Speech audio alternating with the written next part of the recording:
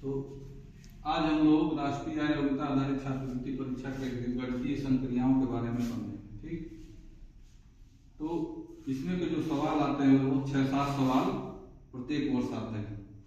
तो इसमें कुछ उसमें निर्देश दिया गया होता है। सवाल लगाने के पहले उसको जो तुम लोग को ध्यान से पढ़ लेना है। जैसे दिया रहता है कि गलत क्रम के कारण प्रश्नों के समीकरण गलत हो गए हैं। प्रत्येक प्रश्न के 4 विकल्पों में से सही विकल्प सही क्रम वाले चिन्ह को, यानी सही विकल्प चुनने में भी सही क्रम वाले चिन्ह को हमको ध्यान में रखना है, का चुनाव करें जिससे समीकरण सही हो जाए। तो सबसे पहले अगर हम लोग सवाल लगाने के पहले समीकरण को थोड़ा सा समझ लेते हैं। जैसे समीकरण का मतलब ये होता है कि जैसे मान लो ये सवाल दिया गया है, अब इसमें ये कह रहा है कि 5-3 गुणे 8-12/4 = 3 को समझा। अब समीकरण को सबसे पहले हमको समझना होगा। समीकरण का मतलब ये जैसे एक तरह का ये समीकरण दिया गया है, ठीक। अब इसमें जो चिन्ह लगाए गए हैं, इन्हीं चिन्हों को हमको बदल के और इसके बराबर उत्तर लाना है। समीकरण ये कहता है कि जितना हमारा भारांक यानी जितना इधर का रहेगा उतना ही इधर भी होगा, ठीक।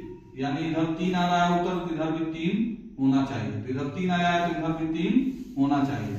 अब इसी के लिए क्या किया है, हमारे पास 4 विकल्प होंगे। जिससे दिया है इसमें पहला विकल्प है धन और ऋण, ऋण और धन, ये दूसरा है, ये तीसरा विकल्प है और ये चौथा विकल्प है। तो ये 4 विकल्प दिए रहेंगे प्रश्न में। अब इसमें तुम लोगों को अपना दिमाग लगाना है कि कौन सा चिन्ह हमको बदलना है, ठीक।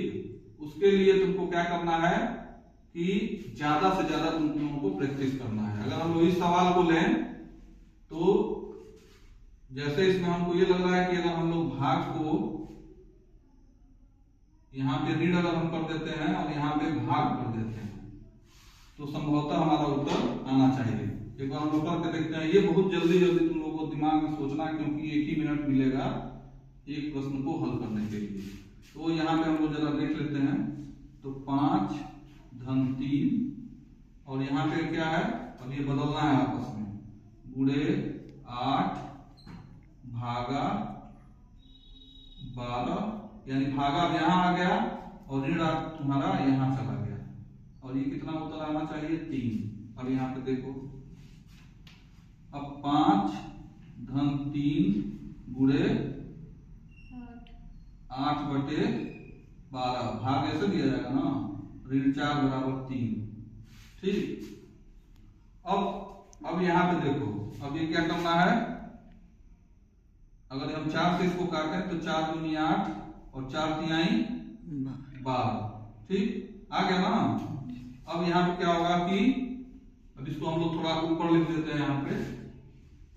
तो अब ये देखो 5-3, अब ये कितना आ गया, गुणे 2/3 और ऋण 4 = 3। अब 3 से 3 क्या होगा, कट जाएगा, ठीक।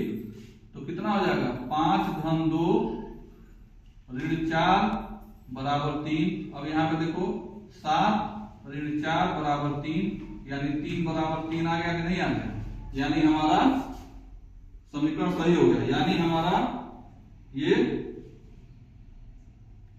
इसमें से संभव ये दूसरा विकल्प हमारा क्या है, दूसरा विकल्प क्या है, यानी 3 = 3 आ गया, यानी हमारा इसमें दूसरा विकल्प सही होगा, जिसमें चिन्हों को हम एक दूसरे से बदल दिए हैं।